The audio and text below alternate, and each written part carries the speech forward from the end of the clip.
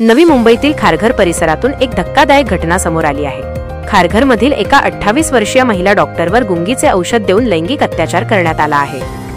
या प्रकरणाची माहिती खारघर पोलिसांना मिळताच त्यांनी सापळा रचून आरोपीला बेड्या ठोकल्या आहेत। यासह तरुणीचे त्याच्या मोबाईलमधून अश्लील व्हिडिओही जप्त केले आहेत। या घटनेनंतर परिसरात खळबळ उडाली आहे।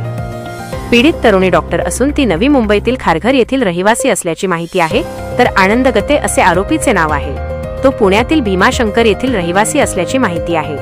गेल्या वर्षी एप्रिल महिन्यात दोघांची सोशल मीडियावरून ओळख झाली। दोघांमध्ये दररोज संवाद व्हायचा। त्यानंतर आरोपी पुण्याहून खारघरला आला। त्याने पीडितेला कोल्ड्रिंक दिली। कोल्ड्रिंकमध्ये त्याने गुंगीचे औषध मिसळले होते। यानंतर तरुणी बेशुद्ध पडली।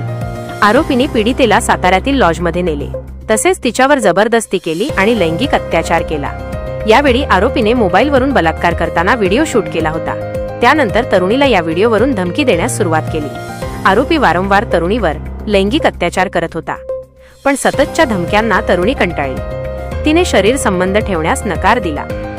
आरोपीने थेट तरुणीच्या नावाने फेक अकाउंट तयार करून तरुणीचे अश्लील व्हिडिओ व्हायरल केले। यानंतर तरुणीने थेट खारघर पोलीस ठाणे गाठले, तसेच आरोपी विरोधात तक्रार दाखल केली। पोलिसांनी आरोपीला जाळ्यात अडकवण्यासाठी सापळा रचला, तसेच त्याला अटक केली। पोलिसांनी आरोपीला पनवेल न्यायालयात हजर केले। न्यायालयाने आरोपीला 3 दिवसांची पोलीस कोठडी सुनावली आहे। सध्या या घटनेनंतर परिसरात खळबळ उडाली आहे।